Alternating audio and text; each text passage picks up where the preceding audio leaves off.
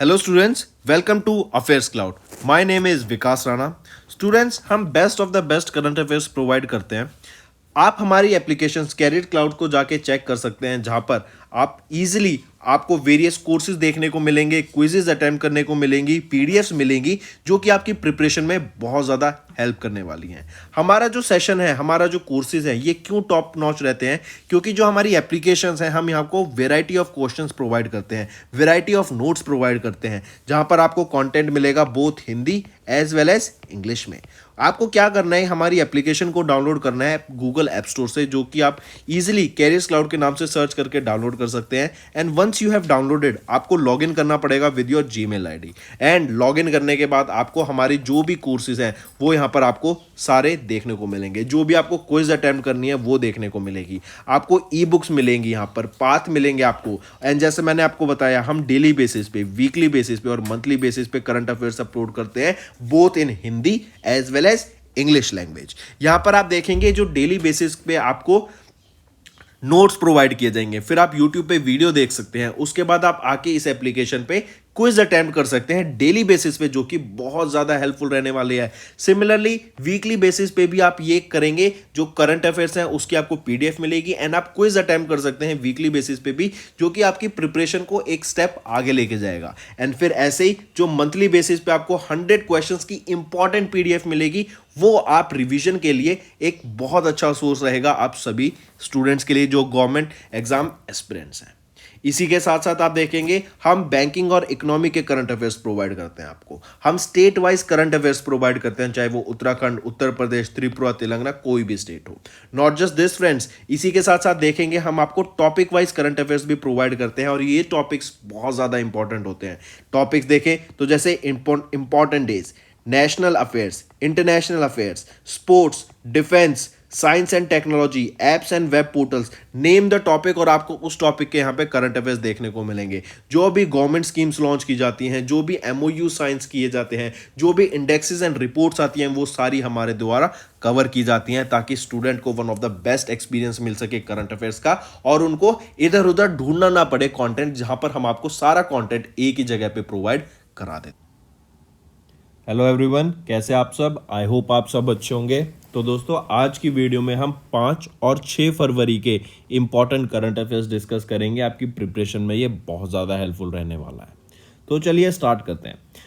Friends, question को आगे बढ़ाने से पहले ना, मैं आपसे कुछ कहना चाहता हूँ। देखो, मैंने देखा कि पुरानी वीडियो में जब हमने थोड़ा पैटर्न चेंज करा, तो मेरे को दिख रहा है कि बच्चे कह रहे हैं कि सर आपने मिक्स कर दिए क्वेश्चंस, सर पुराना फॉर्मेट अच्छा है, सर ऐसे कराइए, सर आप पीडीएफ हमें वो कंटेंट बेस कराइए, या फिर सर आप मेंशन कीजिए पहला रिवीजन करंट अफेयर कौन सा है या पुराना कौन सा है। अच्छा, आप एक बात बताओ, अगर आप डेली मेरे से पढ़ रहे हो तो आपको पता नहीं होना चाहिए कि करंट अफेयर्स में पुराने करंट अफेयर्स कौन से हैं और डेली करंट अफेयर्स कौन से हैं? अगर बीच में मैं आपको रिवीजन पर्सपेक्टिव की वजह से एक क्वेश्चन आपको मैं बीच में अगर 2 क्वेश्चन 3 क्वेश्चन अलग से रिवीजन के लिए करा रहा हूँ, 1-2 कंटेंट मैंने पुराना आपका रिवाइज करा दिया, तो उसमें इतनी बड़ी बात क्या हो गई? आप ये बताइए। वो आपकी रिवीजन ही तो हो रही है, और उसको अगर आप फिर से नोट कर लेंगे वन लाइनर फॉर्मेट में, तो क्या बड़ी बात हो जाएगी? आपकी रिवीजन ही तो होगी, आपके नोट्स तो खराब नहीं हुए। आप डेली इनको नोट को बनाते हैं, मैं मानता हूँ बिल्कुल बहुत अच्छा तरीका है डेली नोट्स बनाने का, लेकिन आप ये भी समझिए ना, बीच में अगर कोई चीज़ आपसे रिवाइज की कराई जा रही है, तो इट डजंट मीन कि आपके नोट्स खराब कराने के लिए वो की जा रही है। वो इसलिए कराई जा रही है कि वो कहीं ना कहीं इंपॉर्टेंट है, और अगर वो इंपॉर्टेंट है तो आप उसको फिर से साइड में एक छोटा सा सर्कल बना के नोट बना के लिख लीजिए। मैं कब कह रहा हूँ कि पूरे ही आप जो पढ़ाया जा रहा है सब कुछ जो मैं बोल रहा हूँ वो लिखो, बिल्कुल टू द पॉइंट वन चीज लिख दो कि अच्छा ये है, ये है। इससे आपकी रिवीजन होगी। आप ये समझो, अगर बीच में कंटेंट आता है तो आप उसको ऐसा बर्डन ना समझो कि सर ने अलग से कंटेंट करा दिया, सर ने ये नहीं बताया कि रिवीजन का कौन सा है, डेली का कौन सा है। अरे, उससे आपको इतनी टेंशन लेने की जरूरत ही क्यों है? आपको तो ऑलरेडी पता होना चाहिए। अगर मैं कोई चीज़ रिवाइज करा रहा हूँ तो आपको तो पहले ही आइडिया लग जाना चाहिए कि अच्छा, ये तो सर ने रिवाइज कराया है, ये तो कोई नई चीज़ है ही नहीं। तो इन चीज़ों का भी ध्यान रखिए। आप पढ़ाई पे ज़्यादा फोकस कीजिए, पढ़ाना मेरा काम है, आपका सिर्फ फोकस होना चाहिए पढ़ाई पे। कंटेंट 100% मेरी तरफ से जो जाता है वो बिल्कुल ऐसा कंटेंट होता है, आई एश्योर यू, कि जिससे सारी चीज़ें कवर रहें। जो भी हम अपने करंट अफेयर्स में एक्सपेक्ट कर सकते हैं? करंट अफेयर्स में मेक श्योर करता हूं कि हमारे बच्चों तक, जो हमारे स्टूडेंट्स हैं, जो इतनी मेहनत करते हैं, उनके लिए best of the best current affair जाना चाहिए। ठीक है, हर सेक्टर से, हर टॉपिक फील्ड से उनको करंट अफेयर्स की इंफॉर्मेशन होनी चाहिए। और सिर्फ रटना नहीं है, उनको मैं रटवाता नहीं हूं। आई मेक श्योर कि उनको चीजें समझ आए, उनको पता रहे कि क्या हो रहा है, क्यों हो रहा है। अब जैसे देखो, क्वेश्चन स्टार्ट करते हैं अपना। हम बात करते थे ड्रोन की। ड्रोन को हम पढ़ते थे कि एग्रीकल्चर में हम यूज करेंगे। ड्रोन्स को हम यूज करते, बोला गया कि हम ड्रोन्स को डिफेंस सेक्टर में यूज करेंगे, जहां पे हम ट्रांसपोर्ट के लिए गुड्स को एक जगह से दूसरी जगह ले जाने के लिए यूज करेंगे। लेकिन अभी एक न्यूज आई कि किस कंपनी के द्वारा ड्रोन टेक्नोलॉजी का यूज किया है कोल माइंस में, कोल की खदानों में। किस कंपनी ने ड्रोन टेक्नोलॉजी का यूज किया, बताओ। क्वेश्चन अब वही ना, अब जैसे ड्रोन्स, हम ड्रोन के बारे में पढ़ा कि ड्रोन, पहला आपका ड्रोन मेला कहां हुआ था? ग्वालियर मध्य प्रदेश में। फिर बिगेस्ट ड्रोन मेला कहां हुआ था? ये हुआ था न्यू दिल्ली में, प्राइम मिनिस्टर नरेंद्र मोदी ने इनॉग्रेट किया गया था। अब देखो, ये चीज अगर मैंने आपको बताई तो डजंट मीन कि ये चीज आपकी पुरानी है और ये चीज आपको नहीं आती होगी, बट आपको ये समझना है ये रिवीजन के लिए है। ऐसी अगर कोई मैं पर्टिकुलर न्यूज फिर से करा रहा हूं ना, तो दैट मीन्स वो इंपॉर्टेंट है एंड वो आपको नोट करनी है। ठीक है, और इसमें मैं ये नहीं चाहता कि बच्चे ये कमेंट करें कि सर आपने एक्स्ट्रा करा दिया, आपने बताया नहीं, कंफ्यूजन होती है। अरे क्यों कंफ्यूजन हो रही है? मेरे को तो ये समझ नहीं आ रहा। कंफ्यूजन का रीजन ही नहीं होना चाहिए कोई। आप पढ़ने के लिए आए हो, आप पढ़ाई पे फोकस करो। पुराना करा दिया, नया करा दिया, वो मेरा काम है। ठीक है, आप पढ़िए, सिर्फ आप पढ़ाई पे फोकस रखिए। तो चलिए वापस आते हैं, किस कंपनी ने इंट्रोड्यूस किया था ड्रोन टेक्नोलॉजी को इन द कोल माइंस? वो रहेगी आपकी महानदी कोलफील्ड्स लिमिटेड। अगर महानदी कोलफील्ड्स लिमिटेड की ही मैं बात करूं, ये एक आर्म रहेगा किसका? कोल इंडिया लिमिटेड का। और कोल इंडिया लिमिटेड हम जानते हैं कि इंडिया का मोर देन 80% ऑफ द जो डोमेस्टिक कोल आउटपुट है ना, उसके लिए जिम्मेदार कौन रहती है? कोल इंडिया लिमिटेड। अब इसी के साथ साथ बात करेंगे, ये तो हमने देख लिया ड्रोन टेक्नोलॉजी का। इसी के साथ साथ याद करेंगे एक वेब बेस्ड पोर्टल जो कि आपका ड्रोन और ग्राउंड कंट्रोल सिस्टम दोनों को मॉनिटर करने के लिए लॉन्च किया गया था, वो है विहानगम। ये विहानगम क्या है? बेसिकली एक वेब बेस्ड पोर्टल है जो कि लॉन्च किया गया था, जो इंक्लूड करता है drone and ground control system को। इससे क्या होगा कि आपका कंट्रोल सिस्टम में बैठे बैठे लोग, अपने जो पायलट्स होंगे, वो इन ड्रोन्स को ऑपरेट कर पाएंगे इजीली। और जो भी उनको मॉनिटर करना है, जो भी उनको देखना है, मान लो कुछ गुड्स इधर एक जगह से दूसरी जगह ट्रांसपोर्ट करने हैं, तो उसके लिए ये काफ़ी ज़्यादा बेनिफिशियल रहने वाला है। यहीं पे अगर मैं महानदी कोलफील्ड्स लिमिटेड की बात करूं, तो चेयरमैन कम मैनेजिंग डायरेक्टर कौन रहेंगे? ओपी सिंह। और यहां मैं बात करूं, ये कब फॉर्म किया गई थी? 1992 में। एंड सबलपुर ओडिशा में इनका हेडक्वार्टर रहेगा। चलिए नेक्स्ट पे आते हैं। नेक्स्ट हम बात करते हैं किस ऑर्गेनाइजेशन ने अभी रिसेंटली एक एमओयू साइन किया leather sector for skill council के साथ। लेदर सेक्टर स्किल काउंसिल के साथ किस ऑर्गेनाइजेशन ने एक अभी एमओयू साइन किया? वो रहेगा आपका ऑस्ट्रेड। ठीक है, ऑस्ट्रेड की बात करें तो ये क्या हो गया? Australian trade and investment commission. ठीक है, इन्होंने एक एमओयू साइन किया लेदर सेक्टर स्किल काउंसिल के साथ। और ये जो एमओयू साइन किया गया ना, बेसिकली किस लिए साइन किया गया है? टीवीईटी के लिए। क्वेश्चन पूछा जा सकता है डेफिनेटली कि टीवीईटी के लिए किन दो ऑर्गेनाइजेशन के बीच में एमओयू साइन किया गया? ऑस्ट्रेलिया की ऑस्ट्रेड और इंडिया की लेदर सेक्टर स्किल काउंसिल के बीच में। और ये टीवीईटी क्या रहेगा? Technical vocational education and training programs के लिए। बेसिकली क्या है, जो लेदर सेक्टर में है वहाँ पे लोगों को स्किल्स प्रोवाइड कराने के लिए, उनको ट्रेनिंग प्रोवाइड कराने के लिए कि आप कैसे नई टेक्नोलॉजीज आ रही है। हम जैसे हम जानते हैं 3D प्रिंटिंग है, आपकी कंप्यूटराइज स्टिचिंग होती है मशीन्स की। फिर इसी के साथ आप देखते हैं ऑटोमेटिक मशीन्स आ रखी हैं जिनको आप सिर्फ एक बटन के साथ ऑपरेट कर सकते हैं। बस आपको ये पता होना चाहिए कि ये मशीन कैसे वर्क करेगी, कहाँ पे आपका रॉ मटेरियल डलेगा, उस रॉ मटेरियल को कैसे डालना है, उस रॉ मटेरियल की कंपोजिशन क्या होनी चाहिए। फिर हम बात करते हैं सस्टेनेबिलिटी की, हम नेट जीरो इंडस्ट्री बनाने की बात करते हैं। ठीक। तो इन सभी चीज़ों का ध्यान रखते हुए और इन सभी चीज़ों में फोकस करते हुए जो आने वाली जनरेशन है उनको स्किल्स प्रोवाइड कराने के लिए ही इन दो ऑर्गेनाइजेशन के बीच में एमओयू साइन किया गया, जो कि है ऑस्ट्रेड और लेदर सेक्टर स्किल काउंसिल के बीच में। और अगर कंट्रीज का पूछा जाए तो इंडिया एंड ऑस्ट्रेलिया के बीच में ये एमओयू साइन हुआ था फॉर टीवीईटी, जो कि रहेगा TVET, technical vocational education and training. तो करेक्ट ऑप्शन 1। यूनेस्को की बात करूं तो हेडक्वार्टर कहां पर है? पेरिस में, और पेरिस में ही हम जानते हैं ओलंपिक गेम्स होंगे 2024 के। यूएनडीपी की बात करूं तो यूनाइटेड नेशन डेवलपमेंट प्रोग्राम का हेडक्वार्टर कहां पर रहेगा? ये आपका न्यूयॉर्क में है। अगर मैं बात करूं यूनाइटेड नेशन एनवायरनमेंट प्रोग्राम की तो हेडक्वार्टर कहां पर रहेगा? नायरोबी, कीनिया में। नेक्स्ट हम बात करते हैं department of agriculture and farmers welfare. Department of agriculture and farmer welfare, इन्होंने अभी एक एमओयू साइन किया डेवलपमेंट इनोवेशन लैब के साथ, ठीक है, at the university of Chicago, और न्यू दिल्ली में ये आपका साइन किया गया। बेसिक ऑब्जेक्टिव क्या रहेगा यहाँ पर कि जो फूड सिक्योरिटी है ना, हम उसको कैसे प्रमोट कर सकते हैं, हम उसको कैसे बढ़ा सकते हैं। आज की जनरेशन में नई नई टेक्नोलॉजी आ रही है, उसकी मदद से हम कैसे फूड सिक्योरिटी को बढ़ा सकते हैं। एज वेल एज जो न्यू टेक्नोलॉजी है उससे हम क्लाइमेट चेंज को कैसे मॉनिटर कर सकते हैं, हम कैसे क्लाइमेट चेंज को इफेक्ट होने से रोक सकते हैं, जो चेंज आ रहा है क्लाइमेट में उसको कैसे रोक सकते हैं और उसको कैसे स्लो डाउन कर सकते हैं या फिर कैसे उसको रिवर्स कर सकते हैं।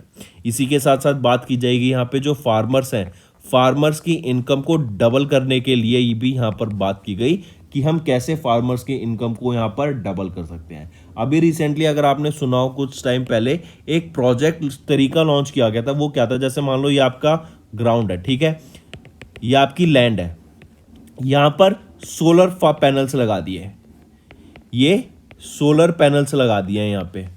इससे क्या होगा, एक तो, और ये कुछ कुछ डिस्टेंस पे लगाए हैं, एक तो लाइट जनरेट होगी, इलेक्ट्रिसिटी जनरेट होती रहेगी। दूसरा क्या है, जो ये खाली जगह बच गई ना, यहाँ पर आप अपनी जो गाय भैंस होते हैं उनकी उनको चरवा सकते हैं, उनको खाने के लिए हो गए, या फिर आप यहाँ पर अपनी क्रॉप्स को ग्रो कीजिए, ठीक है। इस एरिया में आप अपने क्रॉप्स को ग्रो कीजिए क्योंकि ये एरिया तो हल्का सा ऑक्यूपाइड होगा, बाकी आप फ्री रहेंगे।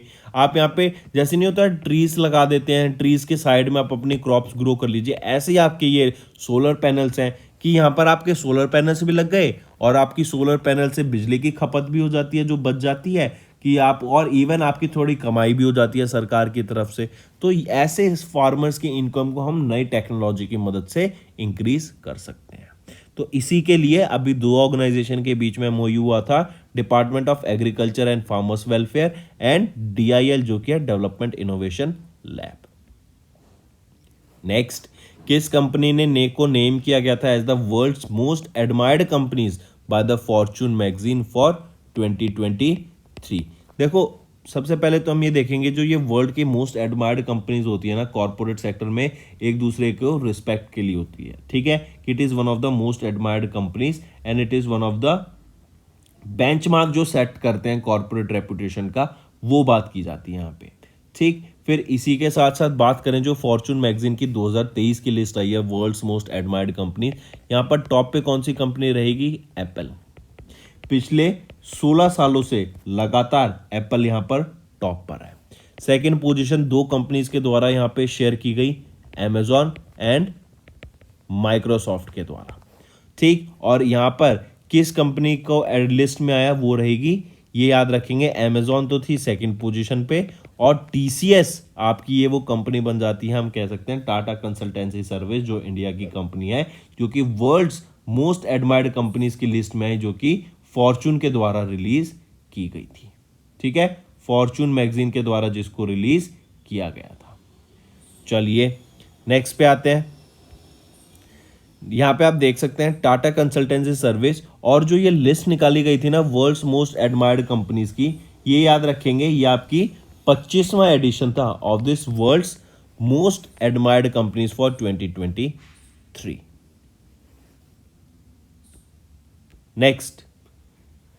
नेक्स्ट हम बात करते हैं गोल्डन बुक अवार्ड्स की।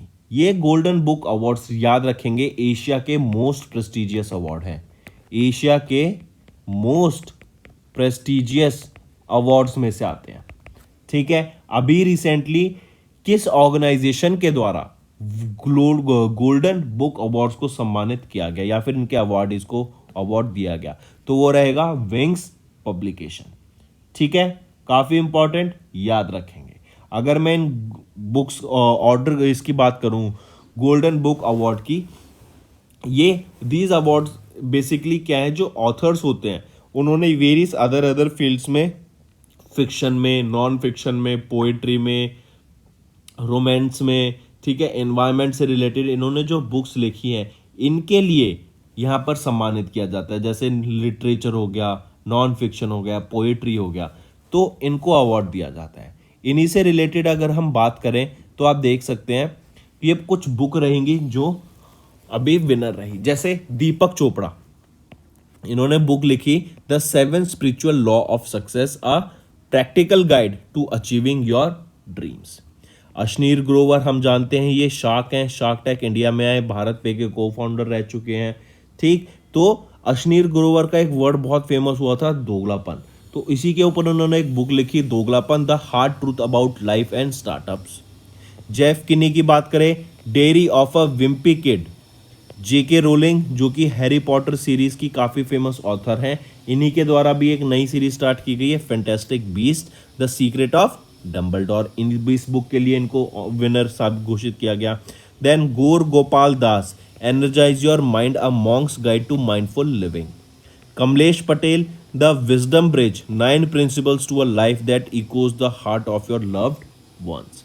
रस्किन बॉन्ड की बात करें, how to live your life. Namita Thapar, ये भी आपकी क्या है, एक शार्क है, शार्क टैंक इंडिया में आई थी। और याद रखेंगे अश्नीर ग्रोवर ने तो सेकंड एडिशन से क्विट कर दिया था, ये सेकंड एडिशन में नहीं है, लेकिन नमिता थापड़ सेकंड एडिशन में है। और इनकी ऑथर बुक का नाम था the dolphin and the shark, stories on entrepreneurship. ठीक है, चलिए नए क्वेश्चन पे आते हैं। Who appeared as the world's most popular leader with an approval rating of 78%?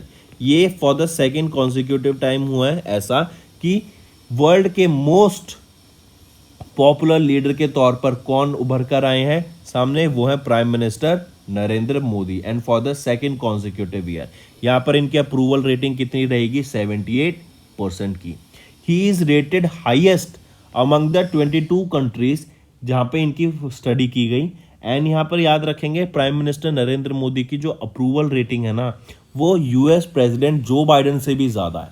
ठीक, इनकी जो अप्रूवल रेटिंग है जो बाइडेन की वो है अराउंड 40% और प्राइम मिनिस्टर नरेंद्र मोदी की है 78%। तो करेक्ट ऑप्शन 1। मैक्रॉन इनकी बात करें तो ये है French president Emmanuel Macron. Jacinda Ardern की बात करें, ये इन्होंने रिटायरमेंट, इन्होंने रिजाइन कर दिया अपनी पोस्ट से for the prime minister of New Zealand. And Putin है, ये रशिया के प्रेसिडेंट है, काफ़ी सालों तक ये भी रहने वाले हैं। मूविंग ऑन, यहाँ पर आप देख सकते हैं प्राइम मिनिस्टर नरेंद्र मोदी ये वर्ल्ड के मोस्ट पॉपुलर लीडर हैं for the second consecutive time, for the second consecutive year with an approval rating of 78%।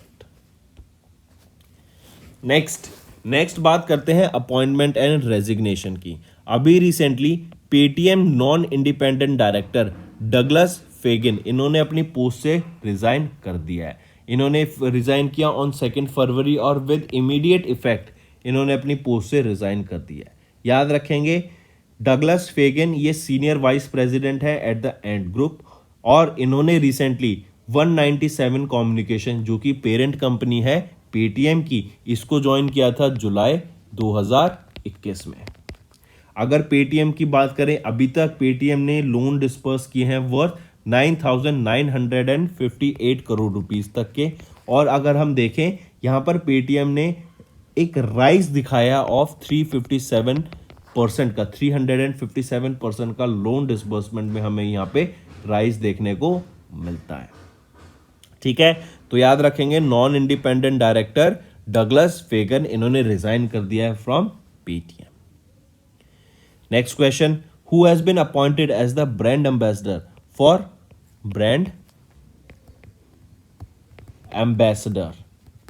For Nutella.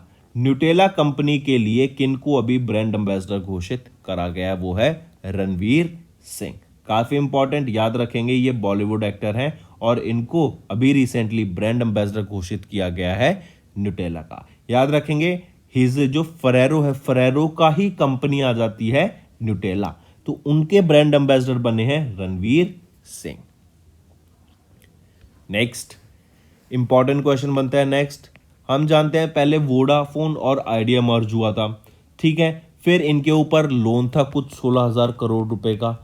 अब उस लोन को, जो ये लोन था 16,133 करोड़ रुपए का, 16,133 करोड़ रुपीस का जो लोन था, उसको गवर्नमेंट ऑफ इंडिया के द्वारा इसको इक्विटी में कन्वर्ट कर दिया गया। दैट मीन्स ये जो लोन पेंडिंग था, जो इनको लोन देना था, उसकी इक्विटी मार्केट में लॉन्च कर दी है वो। अब ये इक्विटी गवर्नमेंट ऑफ इंडिया के पास है, तो 33% स्टेक, मतलब 33% of the company Vodafone India की अब किसके पास रहेगी, ये आपकी इंडिया के पास रहेगी, गवर्नमेंट ऑफ इंडिया के पास। इंडिया की सरकार का बिजनेस अब ये देखा जाए 1/3, ठीक। इससे पहले अगर मैं बात करूं, जो वोडाफोन ग्रुप था यूके का, उनके पास 47% थी और आदित्य बिरला ग्रुप के पास 27% की कंपनी थी, तो टोटल मिला के ऑलमोस्ट 75% कंपनी हो जाती थी। लेकिन अब आफ्टर द कन्वर्जन इन दोनों के पास 31% एंड 18%, तो टोटल कुछ आपका 50% कंपनी आ जाती है इनके पास, और जिसमें से 33 टोटल में से 33% स्टेक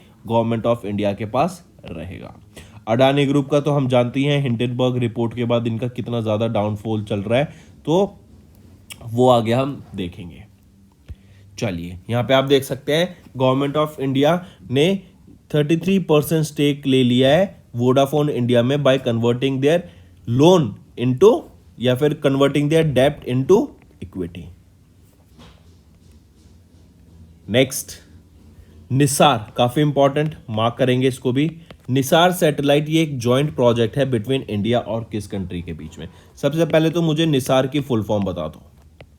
ये रहेगी NASA ISRO synthetic aperture radar, synthetic aperture radar. ये बेसिकली निसार क्या है, ये एक सैटेलाइट है, लियो, लो अर्थ ऑर्बिट सैटेलाइट है। इसको फर्स्ट क्वार्टर में भेजा जाएगा ऑफ 2024 इनटू स्पेस। यहाँ पर क्या रहेगा, आपकी जो अर्थ है ना सरफेस, उसको मॉनिटर करने के काम आएगी। यहाँ पर एटमॉस्फेयर में टेम्परेचर मॉनिटर करने के काम आएगी, सी लेवल्स मॉनिटर करने के काम आएगी। यहाँ पर आपकी जो एग्रीकल्चर है उसको मॉनिटर करने के काम आएगी, और यहाँ पे सारा डाटा निकाल के रिलीज किया जाएगा, जिसके बेसिस पे एक प्रॉपर आगे सिस्टम बनाया जाता है एनालिस्ट के द्वारा, ताकि कैसे हमें वे फॉरवर्ड जाना है। तो इसी के लिए याद रखेंगे नासा ने और इसरो ने टाई अप किया है फॉर द सेम मिशन। अगर इसको नासा और इसरो ना बोल के बोले तो इंडिया एंड यूएसए के बीच में ये टाई अप रहेगा। तो क्वेश्चन यही है कि इंडिया ने किस कंट्री के साथ टाई अप किया, तो यूएसए के साथ टाई अप किया फॉर दिस निसार प्रोजेक्ट, ठीक है। फिर इसी के साथ साथ याद रखेंगे, ये जो निसार है ना, ये 12 दिन में पूरे अर्थ का मिशन को, पूरे अर्थ को मैप करेगी अच्छे से तरीके से। 2 बैंड्स में 2 फ्रीक्वेंसी यहाँ पे लॉन्च की जाएंगी, जो रहेंगी L band and S band. L band and S band की मदद से यहाँ पे इस पूरी फ्रीक्वेंसी को, इस अर्थ को मॉनिटर करने का काम किया जाएगा। चलिए नेक्स्ट पे आते हैं। नेक्स्ट बात करते हैं स्पोर्ट्स की। रिसेंटली खेलो इंडिया विंटर गेम्स की हम बात करेंगे। खेलो इंडिया विंटर गेम्स कहाँ पे होंगे, गुलमर्ग में होंगे, जम्मू एंड कश्मीर में। ये लॉन्च किसके द्वारा किए गए थे, अनुराग सिंह ठाकुर, जो कि हमारे union minister for sports and youth affairs हैं। इन्होंने प्लस जो लेफ्टिनेंट गवर्नर हैं जम्मू एंड कश्मीर के, कौन, वो है मनोज सिन्हा। इन दोनों के द्वारा मिलकर 3rd edition of Khelo India winter games को लॉन्च किया गया गुलमर्ग, जम्मू एंड कश्मीर में।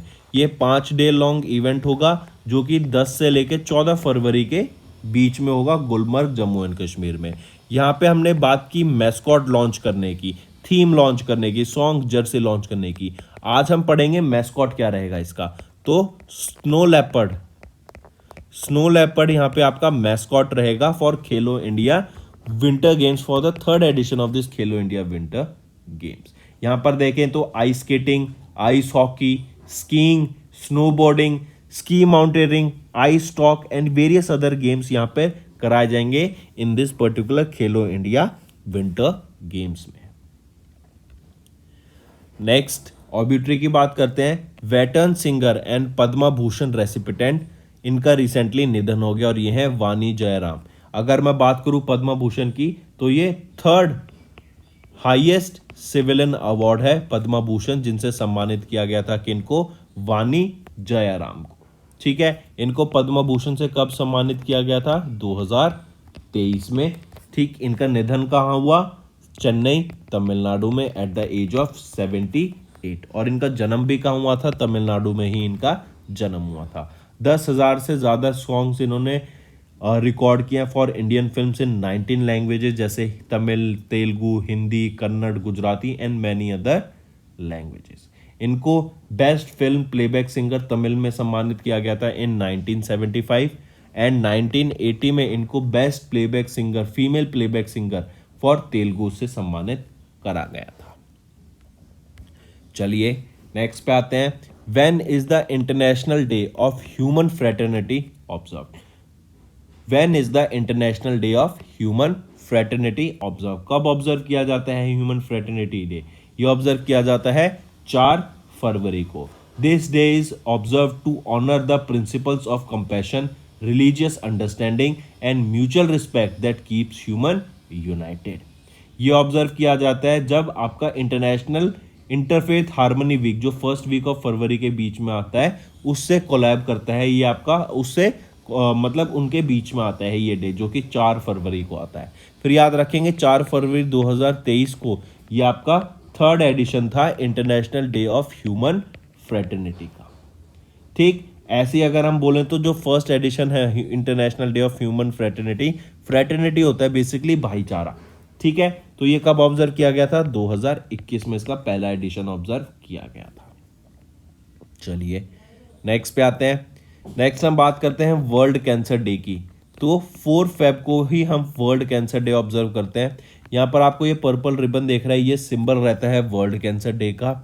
थीम आपको याद रखनी है, कैंपेन थीम क्या रहेगी वर्ल्ड कैंसर डे की, वो है 2023-24 के बीच में, वो है क्लोज द केयर गैप। 2022 से 24 तक ये आपकी थीम रहेगी क्लोज द केयर गैप। और यहीं पे जो कैंपेन की थीम रहेगी 2023 के लिए, वो है close the care gap, uniting our voices and taking action. अगर मैं 2023 की बात करूं तो थीम रहेगी uniting our voices and taking action. ये 2023 के वर्ल्ड कैंसर डे की थीम रहेगी, जो कि 4 फरवरी को ऑब्जर्व किया जाता है अक्रॉस द ग्लोब।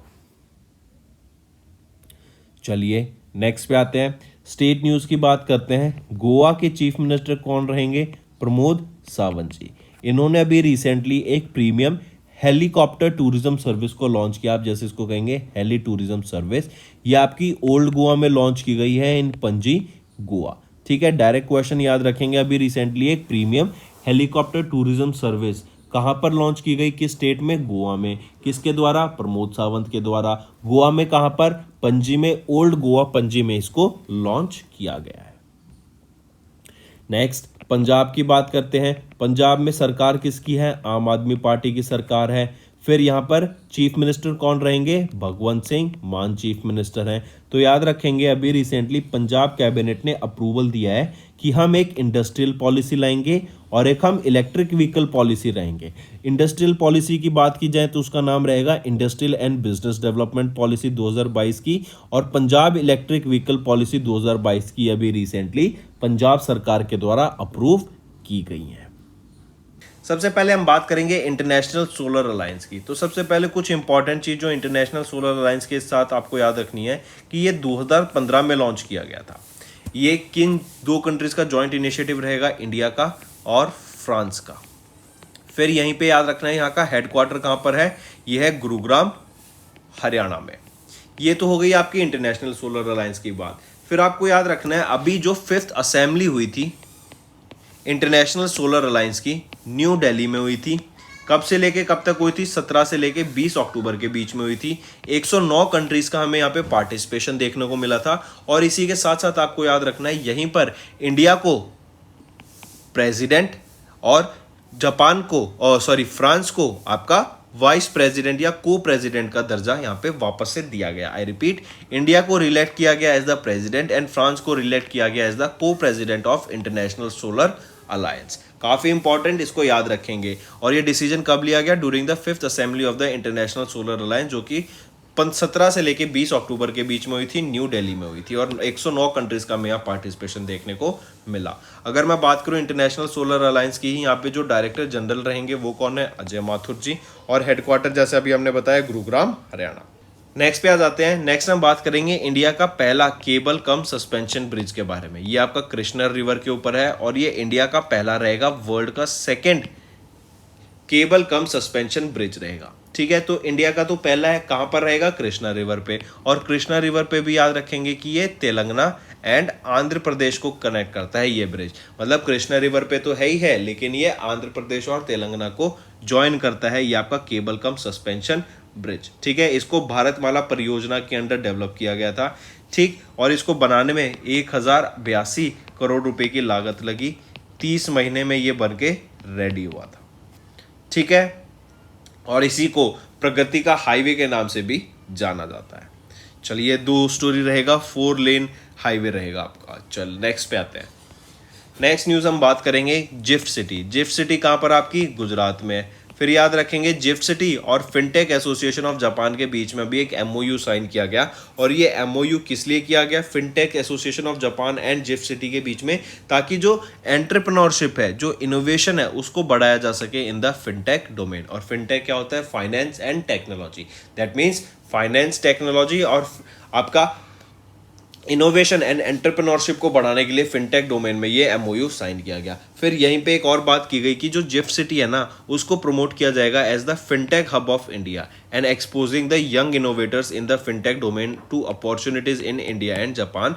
कि इंडिया और जापान में जो यंग इंडियंस हैं उनको अपॉर्चुनिटीज मिल सके, ताकि वो आगे बढ़ चढ़ के एंटरप्रेन्योरशिप को फॉलो कर सके, इनोवेशन ला सके इन द फिनटेक सेक्टर। एंड यहीं पर आपका जो जिफ्ट सिटी है उसको एज अ फिनटेक हब भी प्रमोट करने की बात की गई। नेक्स्ट, अनुराग ठाकुर, इन्होंने इनॉग्रेट किया वाटर स्पोर्ट्स सेंटर। कहाँ पर? हिमाचल प्रदेश में। इंपॉर्टेंट, और हिमाचल प्रदेश ही वो पहली स्टेट बनी थी जिन्होंने ड्रोन पॉलिसी को अपनाया था। फिर मुंबई एयरपोर्ट की बात करें, Mumbai airport completely switches to renewable energy. Home minister Amit Shah, इन्होंने इनॉग्रेट किया एसपी कॉन्फ्रेंस को। कहाँ पे? डेरगांव में, असम में। हिमाचल प्रदेश ने स्टार्ट की एक नई स्कीम जिसका नाम है हिमकेट टू हेल्प फार्मर्स। ओडिशा के चीफ मिनिस्टर के द्वारा फुटबॉल फॉर ऑल प्रोग्राम को लॉन्च किया गया। ज्योतिरादित्य सिंधिया, इन्होंने इनॉग्रेट किया 4th edition of Heli India Summit 2022 को। नितिन गडकरी ने लॉन्च किया Toyota pilot project on flex fuel strong hybrid electric vehicle. Google Cloud ने लॉन्च किया ministry of electronics information and technology and इसको नॉड मिला to partner with public sector firms. ये भी याद रखेंगे। नेक्स्ट पे आते हैं।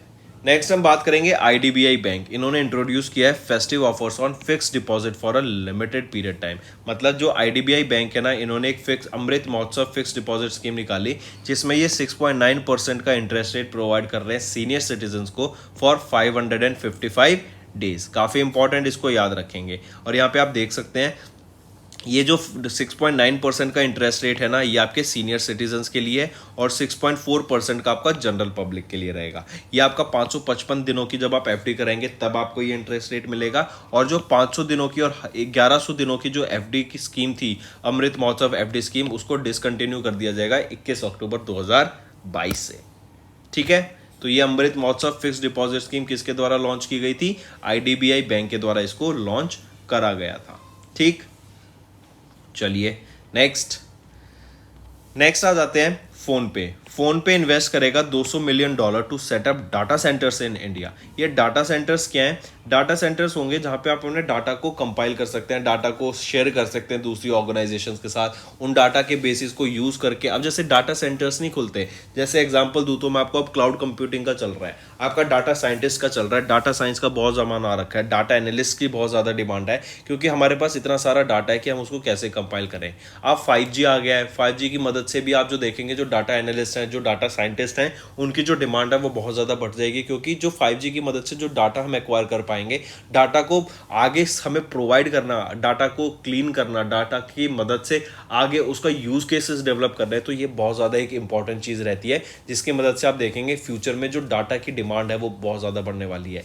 इवन कई सारी न्यूज़ों में आप ये देखते हैं कि डाटा थेफ्ट हो गया, या फिर फेसबुक ने जो हमारे प्राइवेट डाटा है उसको चुरा लिया, उसको दूसरी कंपनीज को बेच दिया। तो ये रीज़न क्या होता है डाटा का, कि डाटा एक बहुत वैल्यूएबल एसेट है। जैसे अगर हम बात करें, धरती पर करेंसी है, गोल्ड को हम माना जाता है वैल्यू बैक्ड होता है, या फिर आप कह सकते हैं जो करेंसीज होते हैं, डॉलर्स होते हैं, इनकी वैल्यू होती है। ऐसे अगर हम बात करें इंटरनेट की दुनिया में, तो इंटरनेट की दुनिया में data is one of the currencies. Data बहुत इंपॉर्टेंट है, और इनका अगर कोई डाटा होता है ना, डाटा एक्सचेंज में भी आप देखते हैं, जैसे आप फोन में प्रोवाइड करते हैं ना कि यूजर कैन एक्सेस योर, या फिर allow the application to access your documents, allow to access your camera, तो इनकी मदद से भी क्या होता है, ये आपके डाटा रिकॉर्ड होता है। जब आप गूगल मैप पे कोई लोकेशन डालते हैं, गूगल आपकी पूरी एक्टिविटी को ट्रैक की जाती है, आपकी लोकेशन क्या है। क्योंकि जैसे स्विगी है, स्विगी आपको कैसे खाना घर तक पहुंचाता है, उन्हें कैसा पता लगेगा कि आप कहाँ रहते हैं, क्योंकि आपके ऑनलाइन मोबाइल पे आपने अपना डाटा जो है वो लोकेशन डाल रखी है कि सो एंड सो लोकेशन मेरी है, मैं यहाँ रहता हूँ, मेरे को ये खाना मंगाना, आप यहाँ पे आके ट्रांसफर कर दीजिए। तो ये सब डाटा की वजह से होता है कि कहीं ना कहीं डाटा स्टोर है, आपका ये डाटा स्टोर है कि आप यहाँ रहते हैं। इवन आप वहाँ रहते भी ना हो, आप अपनी लाइव लोकेशन कर दें तो वो आपका डाटा ट्रैक कर लेगा कि आप यहाँ रहते हैं, लोकेशन ट्रैक हो जाएगी, एंड फिर आपको डिलीवर कर दिया जाएगा। तो इसीलिए आज के टाइम पे डाटा सेंटर्स की बहुत ज़्यादा डिमांड है। इसीलिए फोन पे के द्वारा इनका खुद का 200 मिलियन लगा के अपना एक खुद का डाटा सेंटर खोलने की बात की गई, जो कि अराउंड 1661 करोड़ रुपए की लागत से बनाया जाएगा इन इंडिया। इसी के साथ साथ याद रखेंगे, PhonePe along with NTT and Dell technologies launch India's first data center with cooling technology at Navi Mumbai, Maharashtra में। इंपॉर्टेंट, एंड इन्होंने अभी तक 150 मिलियन रुपए खर्च कर चुके हैं, और आने वाले टाइम में ये 50 मिलियन और इसमें लगाने वाले हैं डाटा सेंटर्स को ही डेवलप करने के लिए। नेक्स्ट हम बात करेंगे शिव नादर एंड अजीम प्रेम जी। आपको याद रखना है, फिलेंथ्रॉफी लिस्ट में इन्होंने टॉप किया है। और फिलेंथ्रॉफी लिस्ट क्या होती है, वो लिस्ट जब ये लोगों की मदद करते हैं, ठीक है, उनको फिलेंथ्रॉफिस्ट कहते हैं, जो डोनेशन करते हैं, दूसरे लोगों की हेल्प करते हैं, जो अंडर प्रिविलेज सेक्शन से बिलोंग करते हैं, जो पुअर पीपल होते हैं, उनको बेसिक राइट्स से आगाह कराना, उनको बेसिक राइट्स की चीज़ें प्रोवाइड कराना, वो फिलेंथ्रॉफिस्ट बेसिकली काम करते हैं। अब जैसे कोई एजुकेशन चाहता है, उनके पास पैसा नहीं है राइट अमाउंट का, तो उनको एजुकेशन प्रोवाइड कराना। हेल्थ केयर सेक्टर में बहुत काम करते हैं। कई जैसे अंडर प्रिविलेज लोग होते हैं, पुअर पीपल होते हैं, जिनके पास अपना खुद का, अगर उनको बीमारी हो जाती है तो वो खर्चा नहीं निकाल सकते, उस ट्रीटमेंट का, इलाज का खर्चा नहीं निकाल सकते, तो ऐसे लोगों को भी हेल्प करते हैं फिलेंथ्रॉफिस्ट। फिर हॉस्पिटल्स में भी ये डोनेट करते हैं। तो अगर इनकी डोनेशन देखी जाए पिछले एक साल में, तो 1161 करोड़ रुपए की डोनेशन की गई है शिवनादर फैमिली के द्वारा। आप सोच सकते हैं इनकी वेल्थ कितनी ह्यूज होगी। और अजीम प्रेम जी एंड फैमिली के द्वारा 484 करोड़ रुपीज़ की इन्वेस्टमेंट की गई। तो टॉप पे अगर देखें, शिवनादर एंड प्रेम जी हमारे फिलेंथ्रॉफी लिस्ट में इन्होंने टॉप किया। और ऑन थर्ड पोजीशन आ जाते हैं Mukesh Ambani and family with 411 crore rupees of donation. चलिए नेक्स्ट पे आते हैं। नेक्स्ट हम बात करेंगे, कर्नाटका बैंक के द्वारा अभी डिजिटल ट्रांसफॉर्मेशन अवार्ड जीता गया 2022 का।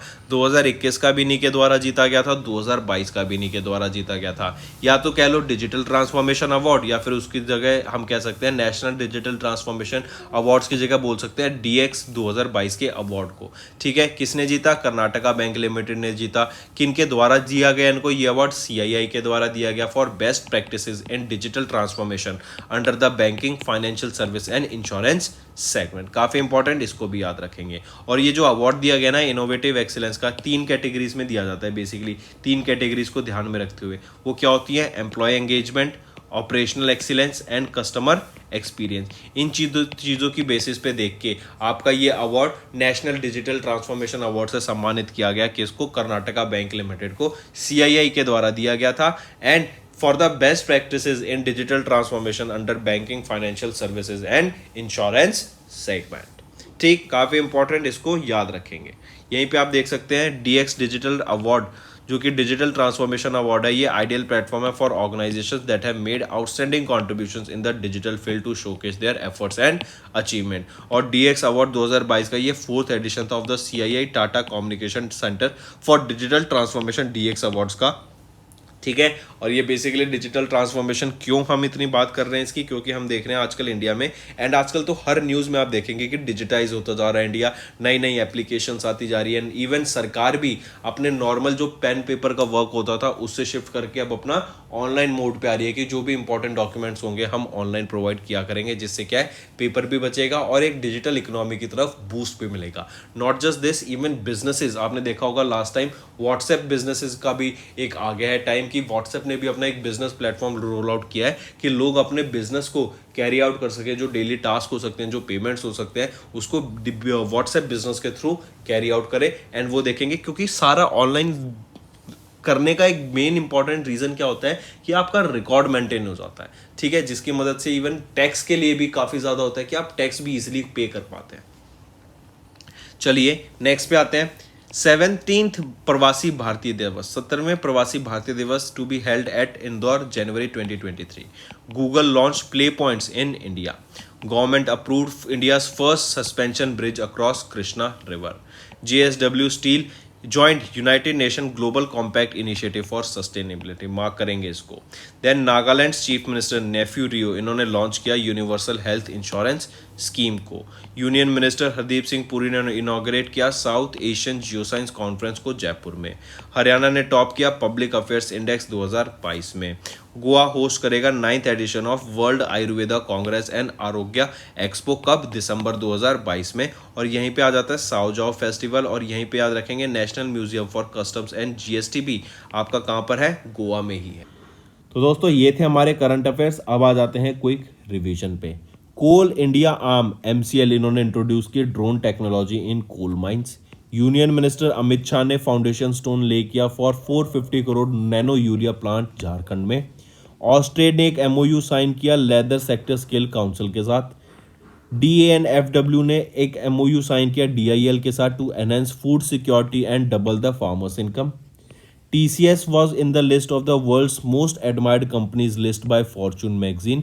यहाँ पर टॉप किसने किया? एप्पल ने। सेकंड पे रही आपकी Amazon and Microsoft. Wings publication ने अनाउंस किया गोल्डन बुक अवार्ड्स विनर्स 2023 के। Prime minister Narendra Modi appeared as the world's most popular leader with an approval rating of 78%। Paytm non independent director Douglas Feagin ने resign कर दिया अपनी post से। Ferrero company ने अपने ब्रांड न्यूटेला के लिए रणवीर सिंह, जो कि इंडियन एक्टर है, इनको अपना ब्रांड एम्बेसडर घोषित करा। गवर्नमेंट ऑफ इंडिया ने वोडाफोन आइडिया को, जो वोडाफोन आइडिया है, इनके लार्जेस्ट शेयर होल्डर बन गई है government of India with 33% stake. कुछ 16,000 करोड़ का जो डेप्थ था उनको इन्होंने किसमें? इक्विटी में कन्वर्ट कर लिया है। Nisar NASA ISRO joint satellite launch कब होगा? फर्स्ट क्वार्टर ऑफ 2024 में। खेलो इंडिया विंटर गेम्स की बात करें तो कहाँ पर होंगे? गुलमर्ग में होंगे। ये इसका 3rd एडिशन रहेगा। कहाँ पर होंगे? गुलमर्ग, जम्मू एंड कश्मीर में, ठीक है। और Anurag Singh Thakur and lieutenant governor Manoj Sinha के द्वारा इसको लॉन्च किया गया था। Veteran singer and Padma Bhushan recipient Vani Jairam, इनका निधन हो गया। International day of human fraternity 4 फरवरी को ऑब्जर्व किया जाता है। वर्ल्ड कैंसर डे भी आपका 4 फरवरी को ही ऑब्जर्व किया जाता है। फिर गोवा के चीफ मिनिस्टर प्रमोद सावंत, इन्होंने एक heli tourism premium helicopter service launch की गई है पणजी में, जो कि ओल्ड गोवा में है। Then Punjab cabinet approve the new industrial electric vehicle policies. तो दोस्तों ये था हमारा सेशन। अब आ जाते हैं आपके होमवर्क पर। पहला, इंडिया ने लॉन्च किया एक initiative on critical and emerging technologies, किस कंट्री के साथ? Second, what is the sanction judicial strength of the Supreme Court India? Third, as पर the economic survey what is the estimated growth rate in 2023-24? तो दोस्तों ये 3 थे हमारे important homework question. I hope आपको असाइनमेंट समझ आ गया होगा। All you have to do now is like this video and comment करके नीचे ज़रूर बताएं आपके क्या व्यूज़ रहेंगे। अगर सेशन पसंद आ रहा है तो कमेंट ज़रूर से करिए, बिकॉज इससे हमें काफ़ी मोटिवेशन मिलती है to make better videos for you ahead. इसी के साथ साथ फ्रेंड्स, आपको हमारे और अगर वीडियोज़ देखने हैं करंट अफेयर्स से रिलेटेड तो करंट अफेयर्स बाय विकास राणा आप यूट्यूब पे सर्च कर सकते हैं। एंड यहाँ पर आपको मल्टीपल वीडियोस मिलेंगी अपलोडेड बाय अस, ताकि आपकी प्रिपरेशन और बेटर हो सके। अगर आप क्विज अटेम्प्ट करना चाहते हैं तो क्विज आप कैरियर्स क्लाउड मोबाइल एप्लीकेशन से को प्ले स्टोर से डाउनलोड करके यहाँ पे क्विज अटेम्प्ट कर सकते हैं, या फिर आप हमारी वेबसाइट पे भी जाके कैरियर्स क्लाउड की वहाँ पर लॉगिन करके भी क्विज को अटेम्प्ट कर सकते हैं. So that's all for the day friends. Thank you and have a nice day. That's all for the day friends. ये हमारी वीडियो थी. आई होप आपको वीडियो पसंद आई होगी. इसी के साथ साथ फ्रेंड्स आप हमारे यूट्यूब चैनल को सब्सक्राइब कर सकते हैं. आप टेलीग्राम चैनल पे जाके हमें फॉलो कर सकते हैं. एंड इसी के साथ साथ अगर आपको कोई भी प्रॉब्लम आ रही है या तो पेमेंट में या हमारे कोर्सेज के साथ, तो आप हमें कांटेक्ट कर सकते हैं एट द नंबर 7677333862, या फिर आप हमारी मेल आईडी पे हमें मेल कर सकते हैं. And I will make sure कि आपकी जो प्रॉब्लम है उसको जल्दी से जल्दी सॉल्व किया जाए. इसी के साथ साथ आप हमारे इंस्टाग्राम हैंडल affairscloud_official को फॉलो कर सकते हैं. कोड और याद रखना, वो है विकास 10. अगर आपको 10% का एक्स्ट्रा डिस्काउंट चाहिए तो आप विकास 10 का कोड यूज कर सकते हैं. आपको क्रैक 10 के अलावा 10% का डिस्काउंट यहां पे मिलेगा. और इसी के साथ साथ अगर आपको कोई भी इश्यू आ रहा है हमारी एप्लीकेशन से रिलेटेड, वेबसाइट से रिलेटेड, या आपका कोर्स परचेज नहीं हो रहा, या आपका कोर्स परचेज हो गया, पैसे कट गए हैं, या कोई भी इशू आ रहा है, तो आप हमें कॉन्टैक्ट कर सकते हैं एट द नंबर 9677333862, या फिर आप मेल कर सकते हैं support@affairscloud.com पे. एंड आई मेक श्योर हमारा रिप्रेजेंटेटिव आपको जल्दी से जल्दी आपको रीच करेगा एंड आपकी प्रॉब्लम को सॉल्व करेगा. That's all for the day, friends. I hope you enjoyed the session, and you can follow us on the YouTube channel, as well as apart from YouTube channel you can go and follow us at Affairs Cloud Telegram channel. And if you have any queries related to the content or the of courses offered to you or the payment which you did on the application, you can contact us on the number provided, that is 7677333862. Apart from this friends, you can follow us on the Facebook as well as on Instagram handle, that is affairscloud_official. In the end friends, if you use a code that is Vikas10, you will be getting an additional extra 10% discount by using this code Vikas10. Also, if you have any problem regarding the course purchase, any problem regarding to our application, you can contact us on the mobile number, that is 9677333862. And if you want to mail us, you can also mail us on support@affairscloud.com, and I assure you that our representative from us will be contacting you soon and resolving your issue.